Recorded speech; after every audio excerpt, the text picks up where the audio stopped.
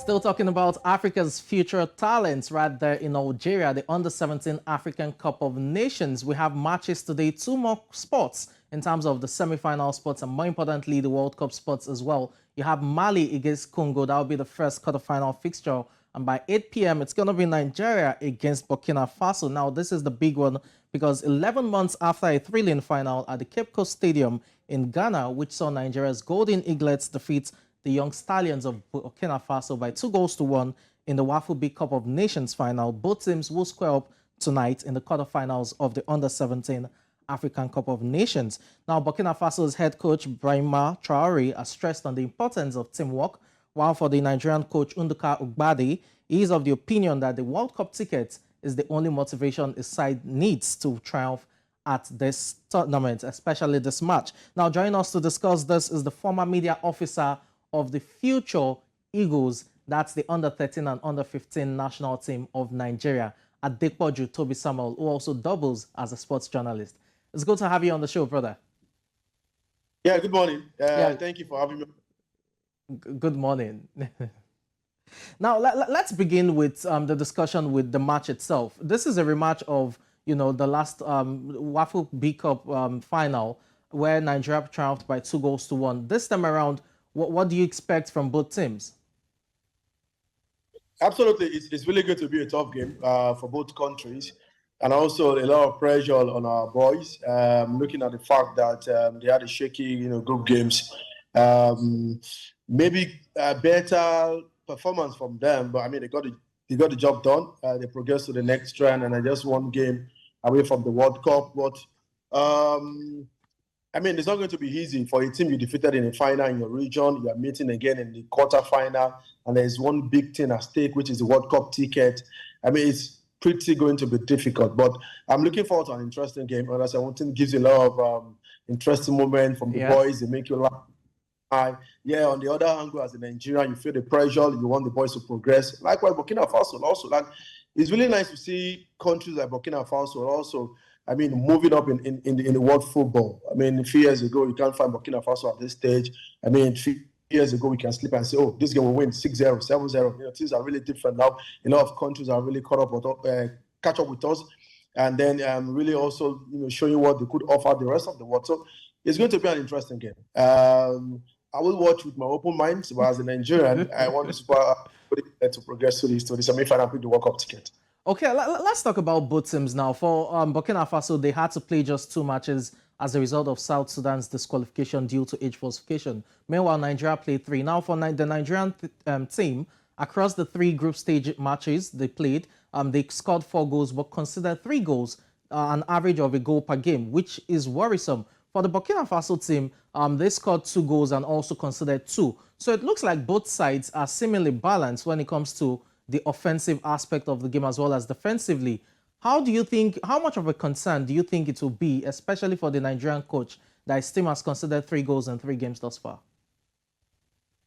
Yeah, I mean, I think what went on with the boys, with the Nigerian boys in the group stage, was the fact that if you look at that preparation, I mean, it's really funny now that the NFF find this preparation for the boys just to camp in Abuja and play some funny games. I mean, with due respect to the club they used to prepare.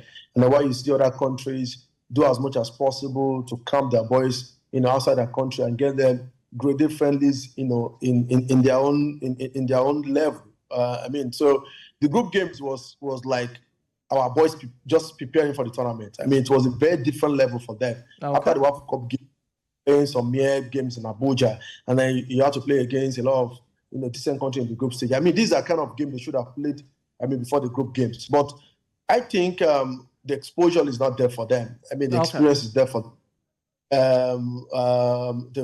They understand what kind of.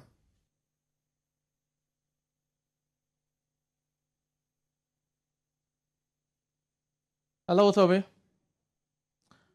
Okay, I think the network is quite friendly there. We'll try to reconnect with Toby as quickly as possible. You heard them there saying that, both teams will definitely fancy their chances. He talked about the Nigerian team not having the best of preparations in terms of the friendly matches they had prior to the tournament, and probably that explains while the group stage was a bit shaky for the Nigerian team. But for Burkina Faso, it's also been an impressive outing thus far. Remember, they defeated the defending champions Cameroon by 2-1 in their final game to book a quarter-final spot. So, Toby, let me put you on the spot quickly.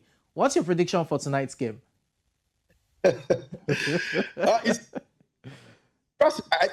think it's going to be a game with a lot of goals. I'm saying about 3 to 4 goals in this game. So 2-1, 3-1 in favor of this good England. Okay. Just before we wrap up, because we're talking about, age grade football, we can't look past Senegal at this point in time. And it's beyond the 5-0 trashing of South Africa yesterday. In recent times, Senegalese football has recorded amazing, feats from the African Cup of Nations down to CHAN Championship, you name it, even beach soccer as well. What can you attribute Senegal's dominance, in African football recently? What can you attribute it to? Absolutely, it is not luck. I mean, and it is not magic. It's a lot of investment into the football in terms of facilities, in terms of structures, in terms of coaching, and in terms of developing from the youth ranks. And like you mentioned, I used to work with the junior team, the under 15, under 13, and this is where we've always said to the NFL, this is where it all starts. I mean, you can just, every time we want to win. Yes, I want the Golden Eagle to win, but I just mentioned how we prepared. I mean, you've seen the other with the better countries and also the structure in the country. So we in Nigeria are back on talent. We want our talent to go on the stage and perform magic. It will not work for us every time. And it's not even working anymore. In those days, we used talent to rob, above every other country. But right now, people are putting a lot of investment, a lot of structures into their own talent. We are still back. So it's the reason why we are struggling. So, kudos to the Senegalese FA. They've really done well, like I said, in terms of investment and structures, in terms of how they put a lot into their, youth teams. Look at the Senegal team. Okay. They had about maybe the clubs from Senegal. These are elite club side who have a consistent youth teams in Senegal. What do we have here? Nothing. So we can talent. We need to do proper investment. We need to overhaul the entire football system and invest. Okay, hopefully those who are at the M of affairs can listen and, adopt some of these suggestions. Thank you so much for your time on the show this morning. You're welcome.